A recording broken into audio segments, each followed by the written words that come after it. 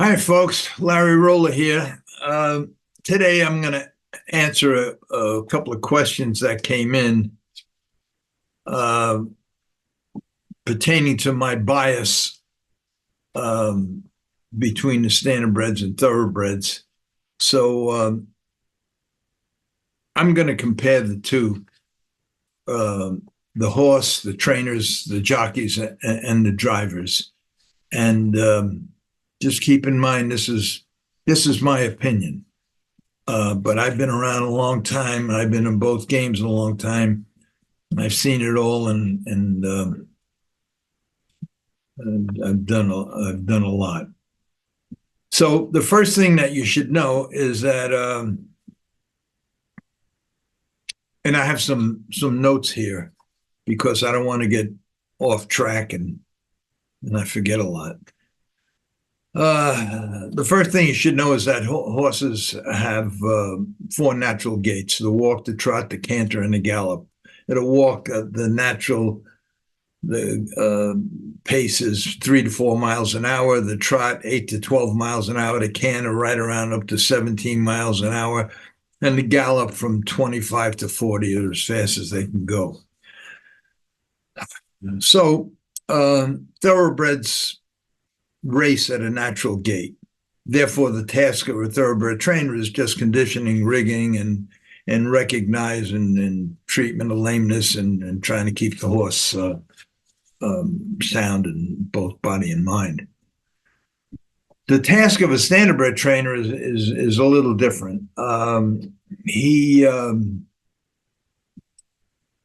has to train, condition, and rig a horse to race at speeds exceeding 30 miles an hour using a gait that is not natural. And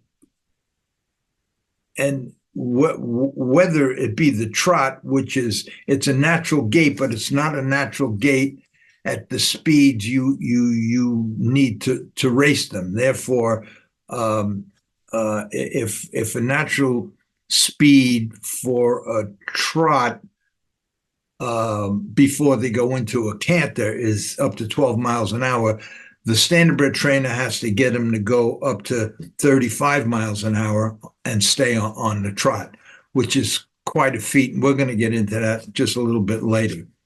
And then the other gait is the pace, where you just strap hobbles on them and you just basically force them or teach them how to race in an unnatural gait. And we're going to get into that a little later too. So you could see right there that there's a big difference between training a thoroughbred, which is basically conditioning one because it's a natural gait, and what you have to do with a standardbred from the time you start breaking them as a yearling.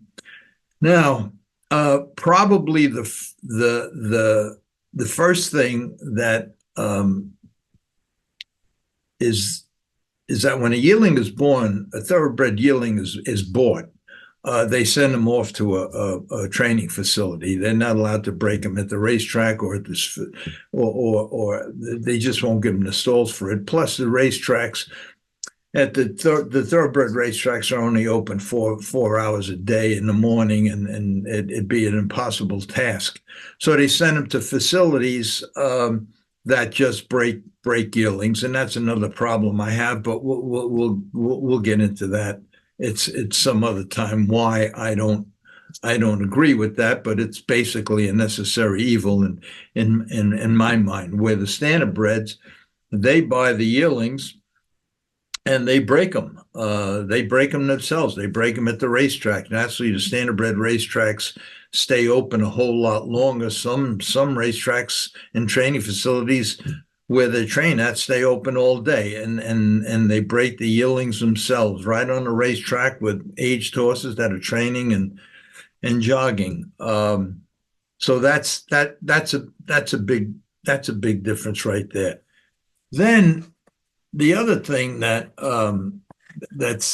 amazing is and why I give the standardbred trainers a whole lot more credence than thoroughbred guys is because a thoroughbred, it's just a natural gait. You just turn them loose and they just gallop off. A standardbred, whether it be a pacer or a trotter, 1 degree difference on the angle of the foot or the length of the toe can make the difference between a racehorse and a horse that don't make it, or a gait that's not efficient, or a gait that creates interference and maybe causes a horse to go off stride, and on and on and on. So even as far as the angles of the foot and the length of the toe of the foot and the type of shoe, it's crucial in standardbreds. It means absolutely nothing in thoroughbreds. I think it does, but the thoroughbred trainers pay no attention to it. The blacksmith comes most of the time in the afternoon. They have the groom hold the horse. The blacksmith picks the foot up. He sees size 4 or 5 shoe, whatever. They just bang them into shape, nail them on, and that's the other problem. The other problem, in my experience, is that the thoroughbred foot has a very, very thin wall compared to the standardbred foot.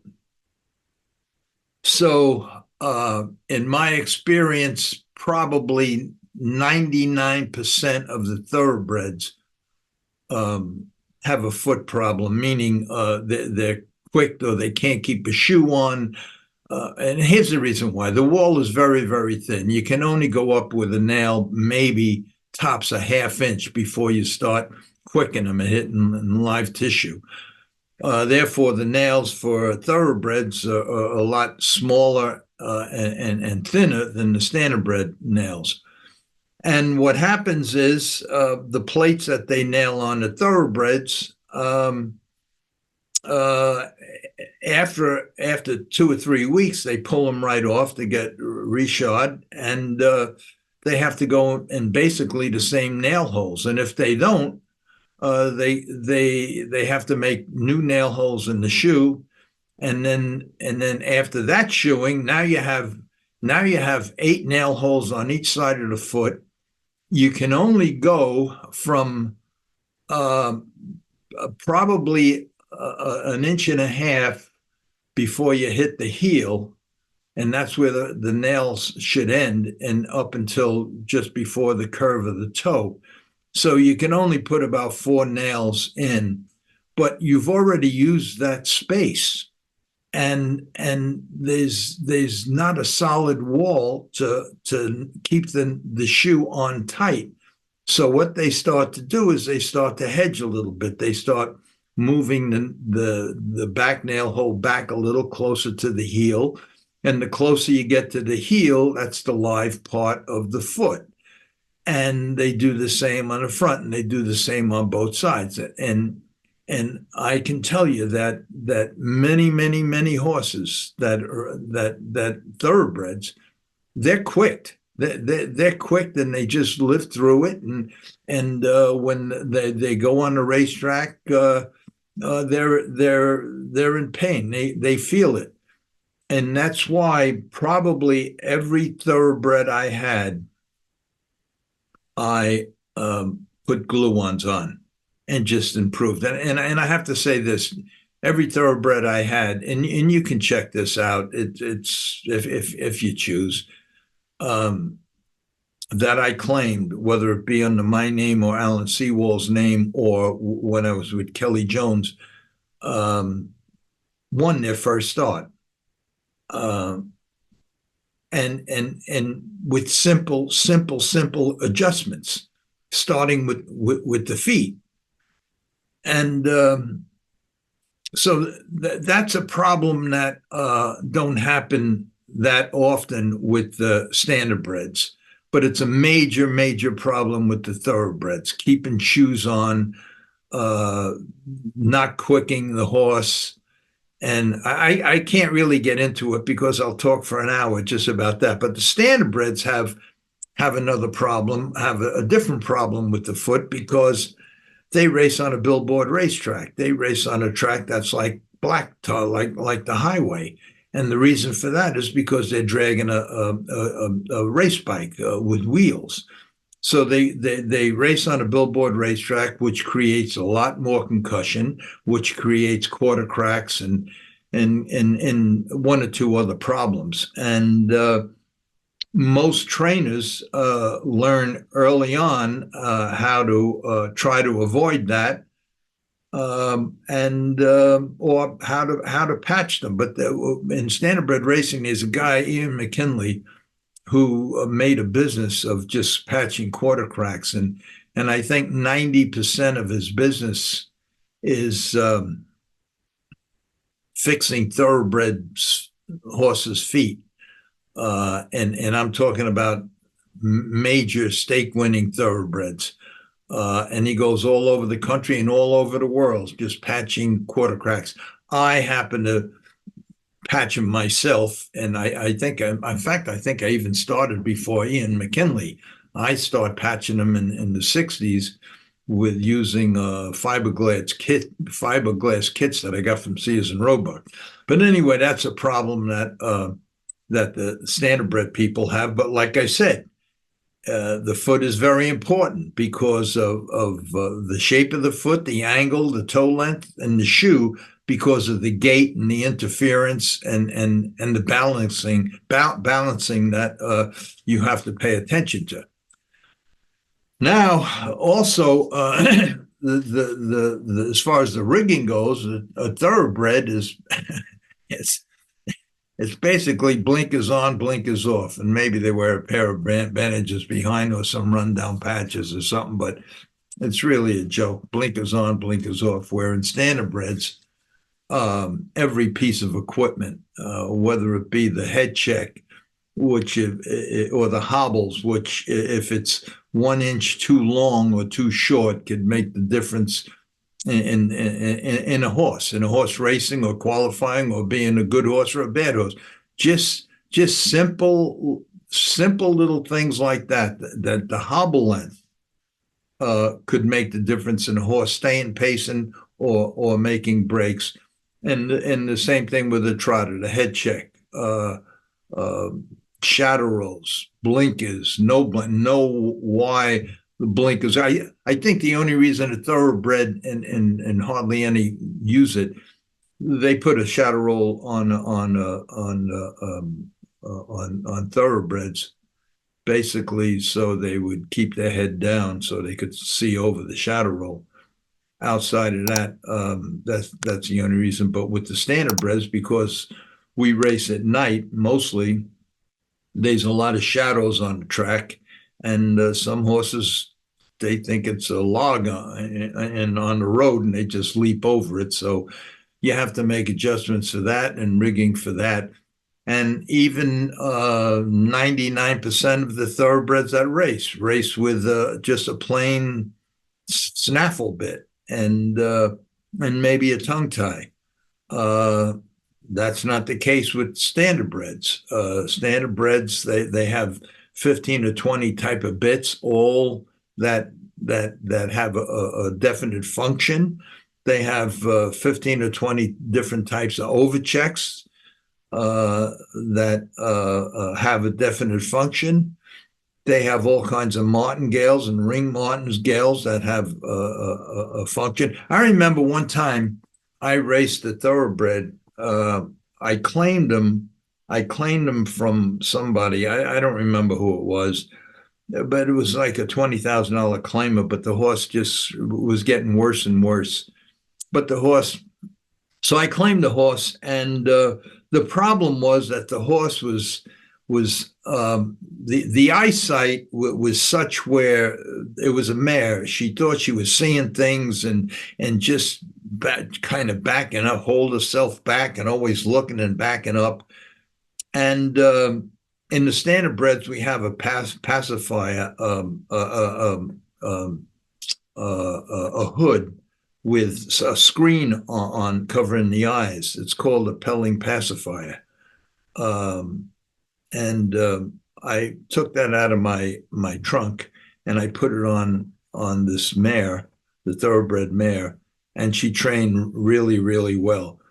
But when I put her in a race, I got permission from the judges to use it because it was considered a hood, blinkers, but it had a cage, a screen cage over the eyes.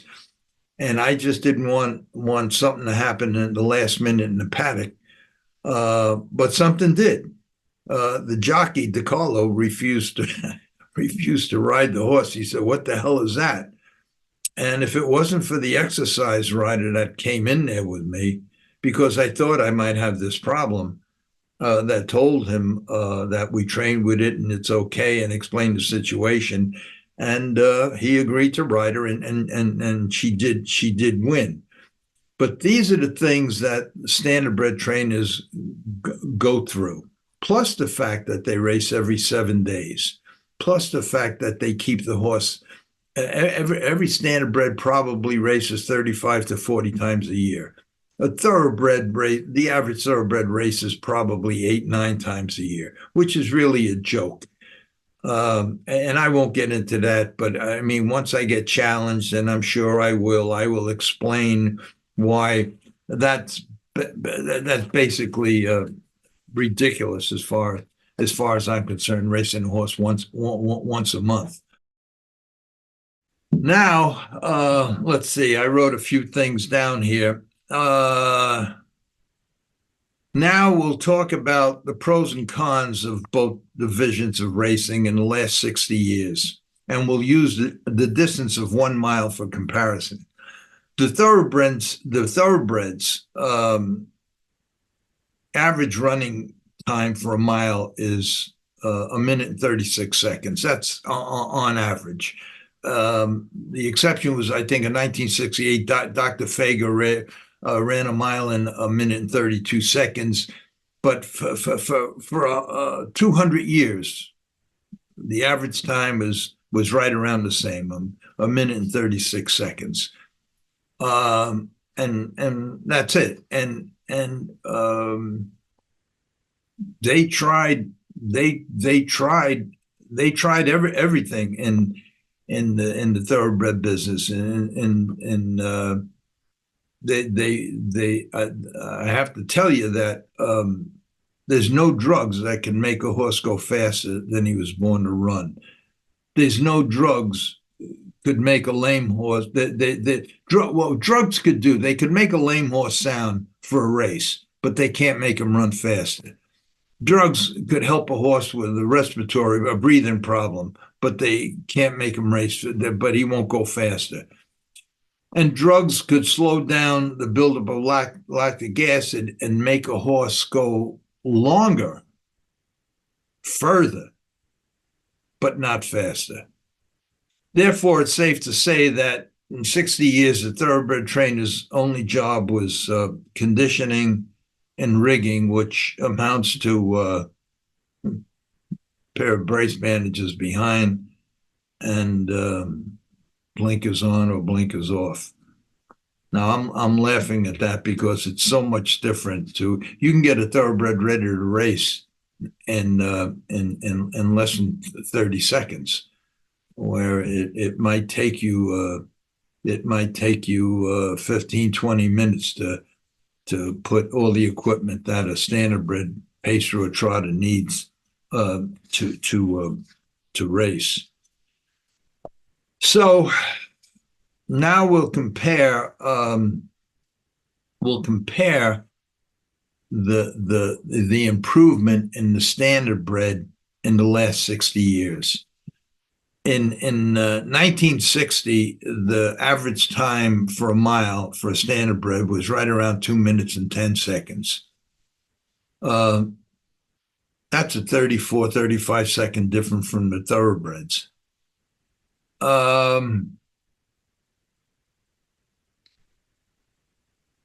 Without doing the calculations and just saying with 1 second equals 5 lengths, the difference between the standardbred and the thoroughbred at that time is 170 lengths, which is close to 3/8 of a mile. That was 60 years ago. In the last 60 years, the thoroughbred um, average stays exactly the same. And the standardbreds, well, here, Dr. Fager's record. We'll take Dr. Fager, who raced who raced the fastest time of a minute and 32 seconds for a mile. I think that record still holds for a mile, and that was in 1968 or something like that. And we'll compare it with Bulldog Hanover's record a couple of years back of 145 for a mile. That that's a 13-second difference now, and that difference is now it's not 170 lengths. It's 60. It's 1/3. It's 65 lengths, which is now an eighth of a mile less. Now this is all at an unnatural gait, and where inches and fractions of an inch in the length of the toe or the foot or the equipment or the adjustments mean something, and that kind of improvement, racing a breed of horse in an unnatural gait, it takes great horsemanship, observation, innovation, judgment, and breeding, and that's why my preference. And like I said, I've been in both divisions of racing. The standardbred trainer is heads and heels over a thoroughbred trainer. And as far as the jockeys for the thoroughbreds and the drivers for the standardbreds go, it's rare that you could find a jockey or an exercise rider that can come back after a training mile or a race and tell you why the horse raced poorly or trained poorly, if he switched leads, what the problem is, how to solve the problem. It just don't happen, and that includes jockeys, Hall of Fame jockeys like Cadero and Baeza and Yukaza. They couldn't tell you, and